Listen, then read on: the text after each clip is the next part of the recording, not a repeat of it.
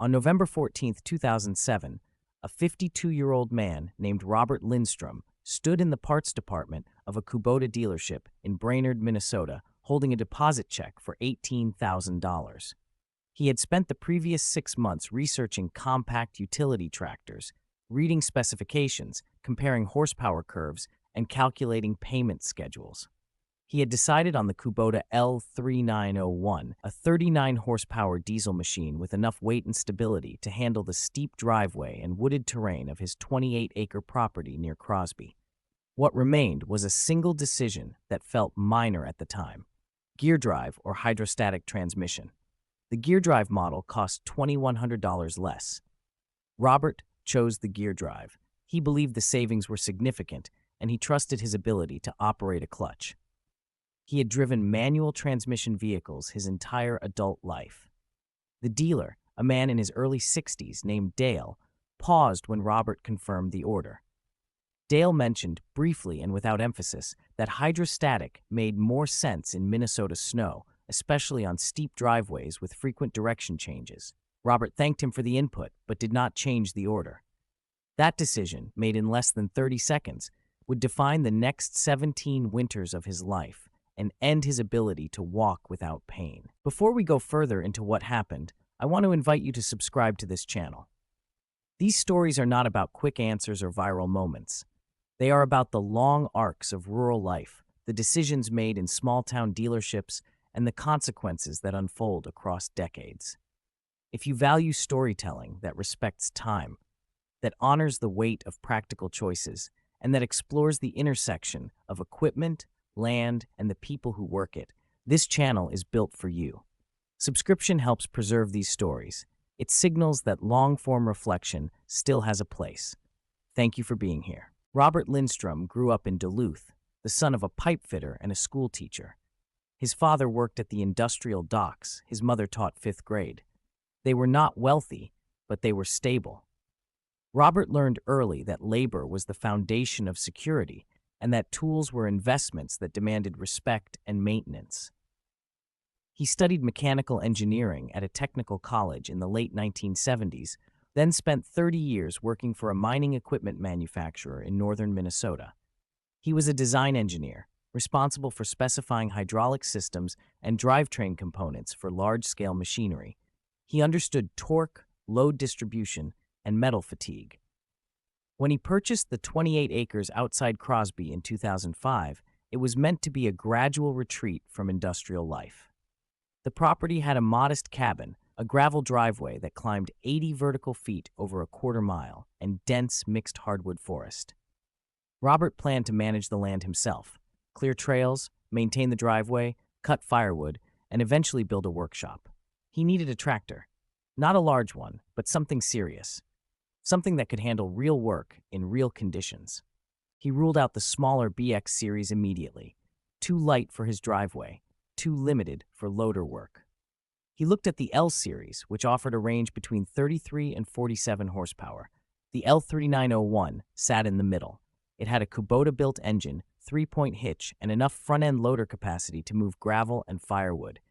It was also available in 2 transmission options: gear drive, which used a traditional clutch and manual shifting across 8 forward and 4 reverse gears, or hydrostatic, which allowed infinite speed variation using only foot pedals, no clutch required. The hydrostatic system cost $2,100 more. Robert read the specifications carefully. The gear drive offered slightly better fuel efficiency and simpler mechanical design. The hydrostatic used more complex hydraulics, which Robert associated with potential maintenance costs and reduced reliability. He had also spent decades driving manual vehicles: cars, trucks, even forklifts. The clutch was second nature. The idea that he would pay over $2,000 to eliminate a skill he already possessed felt unnecessary. When he met with Dale at the Brainerd dealership in late October 2007, Robert had already decided. He wanted the L3901 with gear transmission, a front-end loader, and a 72-inch snowblower attachment. Dale walked him through the order, confirmed the specifications, and then mentioned the winter consideration.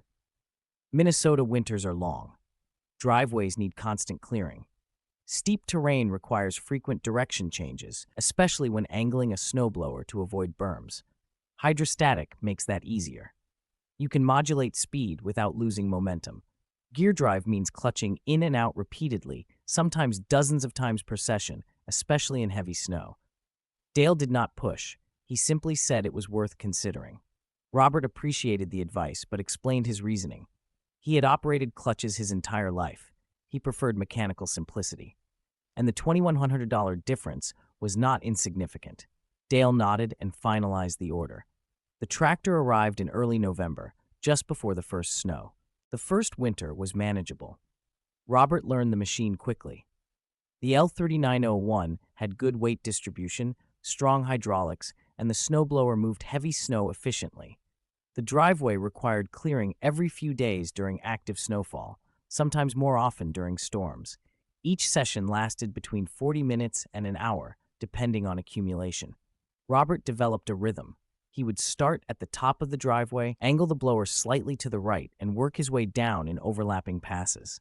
At the bottom, he would turn around, shift into reverse, reposition, shift into first, and begin the climb back up. The driveway's steepness required constant attention. If he lost momentum mid-slope, especially in deeper snow, he would need to stop, clutch, shift down, release the clutch carefully to avoid wheel spin, and regain traction. Each stop meant engaging the clutch. Each restart meant modulating pressure on the pedal while balancing throttle and loader weight. It was not difficult. It was simply constant. By the end of the first winter, Robert had cleared the driveway approximately 60 times. Each session involved an estimated 40 to 50 clutch engagements. That meant between 2,400 and 3,000 individual clutch operations, each requiring his left leg to depress the pedal fully, hold it under tension, and release it with controlled pressure. He did not think about the repetition. It was simply part of operating the machine. When spring arrived, he shifted focus to other work, grading the driveway, clearing trails, cutting and splitting firewood. The tractor performed well in all tasks. Robert felt confident in his purchase. The $2,100 he saved had gone toward a heavy-duty brush hog attachment, which he used throughout the summer to manage overgrowth along the property line. The gear transmission had proven reliable. The clutch showed no signs of wear. Everything seemed correct. The second winter brought heavier snow. Minnesota's 2008-2009 season recorded above-average accumulation across the Central Lakes region, and Robert's property, situated at slightly higher elevation, received even more. He cleared the driveway 73 times that winter. The process remained the same, but the frequency increased. More snow meant more stops, more repositioning, more clutch work. Robert began to notice a faint discomfort in his left knee, a tightness that appeared toward the end of longer clearing sessions. He attributed it to age. He was 53 now, no longer in his 30s. Some stiffness was expected. He stretched before operating the tractor, adjusted his seating position, and continued.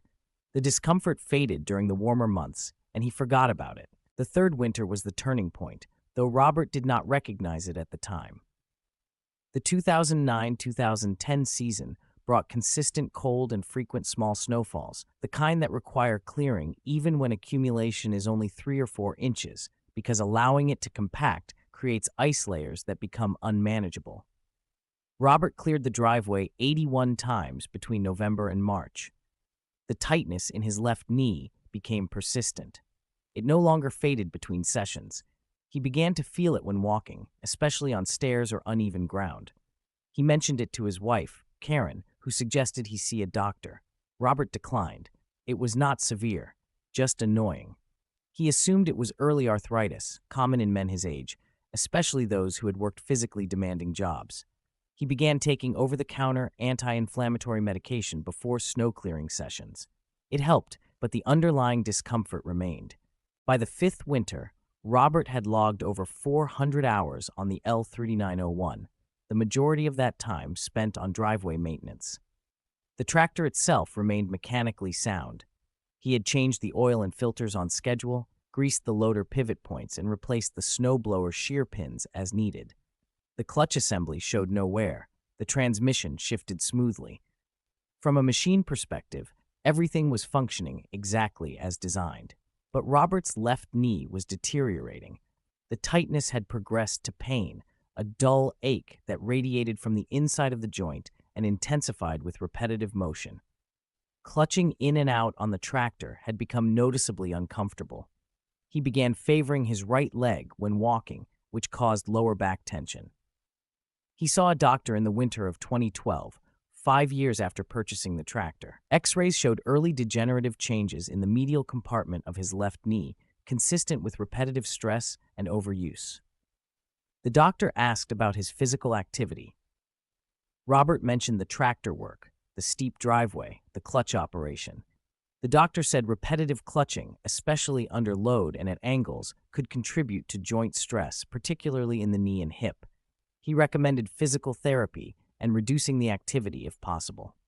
Robert nodded, but did not change his routine. The driveway still needed clearing. The tractor still had a clutch. He had no alternative.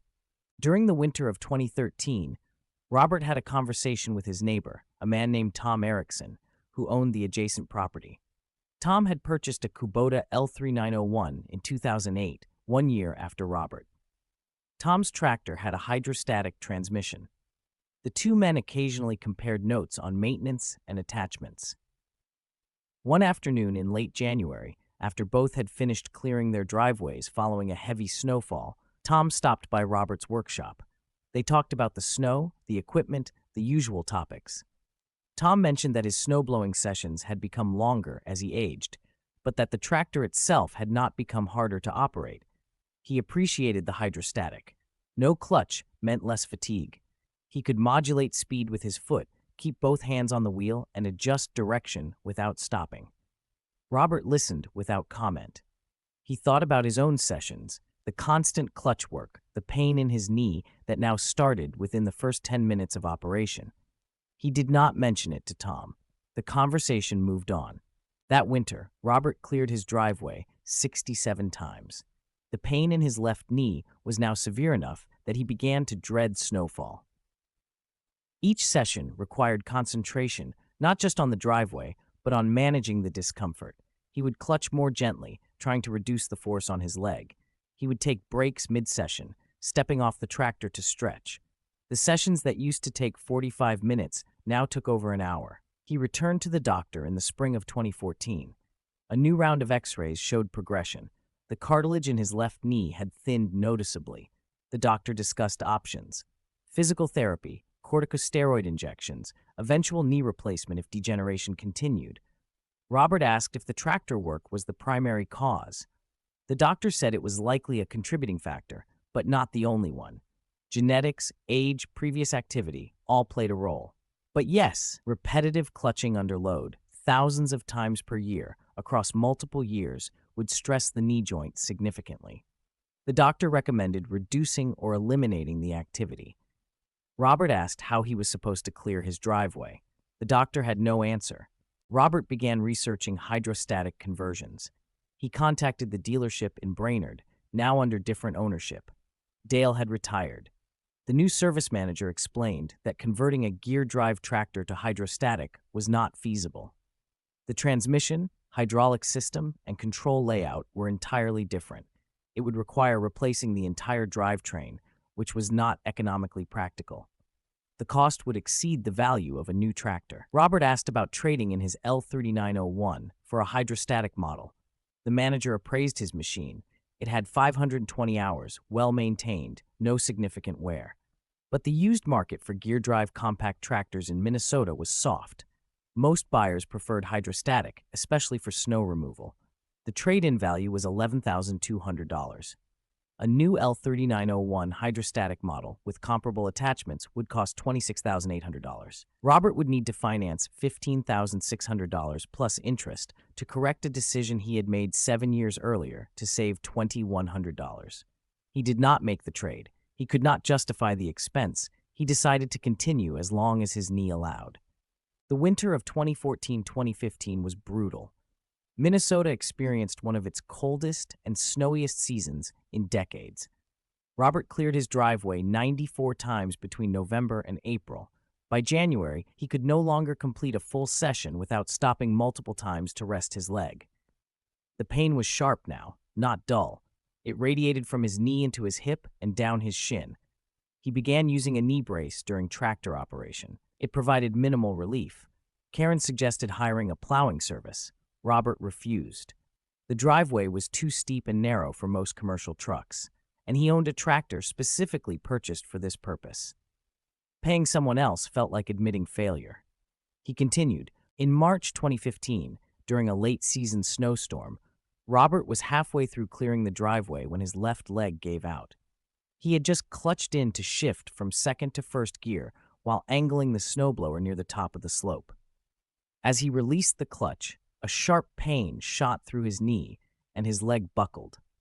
He managed to catch himself on the steering wheel, but the tractor lurched forward slightly before he regained control and brought it to a stop.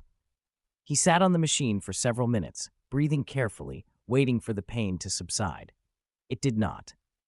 He finished the session slowly, using only his right leg to operate the brake and relying on careful throttle control to minimize clutch use. When he returned to the house, his knee was swollen. He iced it that evening and scheduled an appointment with an orthopedic specialist. The MRI results confirmed what Robert already suspected. The cartilage in his left knee was severely degraded. Bone was beginning to contact bone in the medial compartment. The specialist recommended a partial knee replacement. Robert was 60 years old. The surgery would relieve pain, but would require 6 months of recovery and permanent activity restrictions. Heavy repetitive stress would no longer be advisable. Robert asked if he could continue operating the tractor. The specialist said no. Not with a clutch, not on steep terrain, not under the conditions Robert described. The repetitive loading pattern was incompatible with long-term joint health, even after surgery. Robert scheduled the procedure for May after the snow season ended.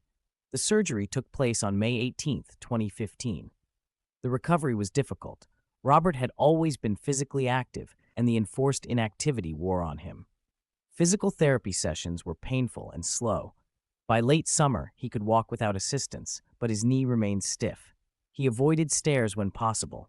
He did not return to the tractor until October, when he used it briefly to move gravel. The motion felt foreign. His left leg was weaker, less responsive. He knew, without attempting it, that he would not be able to manage a full winter of snow clearing. In November 2015, Robert hired a local contractor to clear his driveway for the season. The contractor used a pickup truck with a plow blade, not ideal for the steep grade, but functional. The cost was $125 per visit. Over the course of the winter, with 72 clearing sessions, Robert spent $9,000 on plowing services. The following winter cost $8,750. The winter after that, $9,200. By the winter of 2018-2019, Robert had spent over $35,000 on snow removal services, an expense that would not have existed if he had chosen the hydrostatic transmission in 2007. The L3901 sat in his shed, used occasionally for light work, but never again for snow clearing. He listed it for sale in the spring of 2019.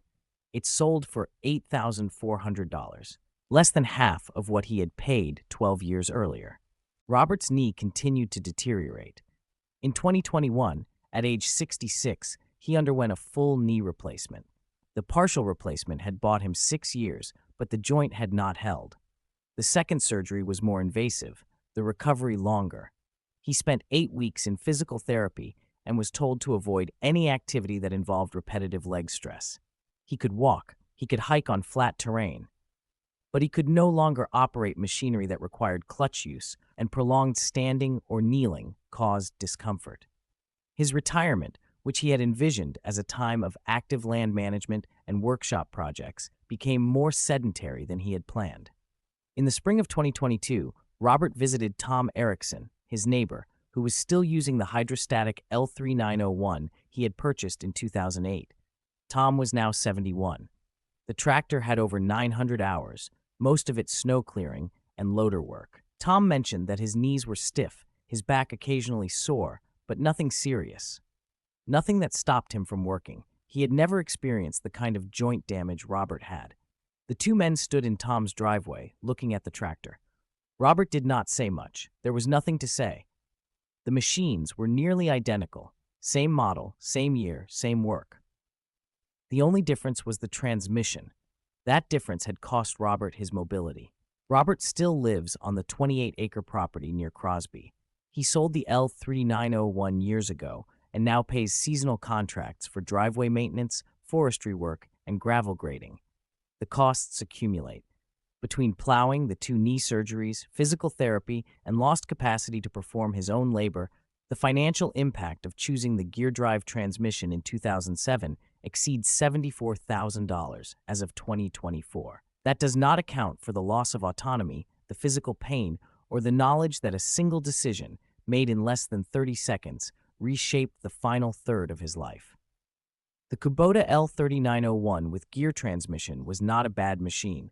It performed exactly as designed. It was reliable, fuel-efficient, and mechanically sound.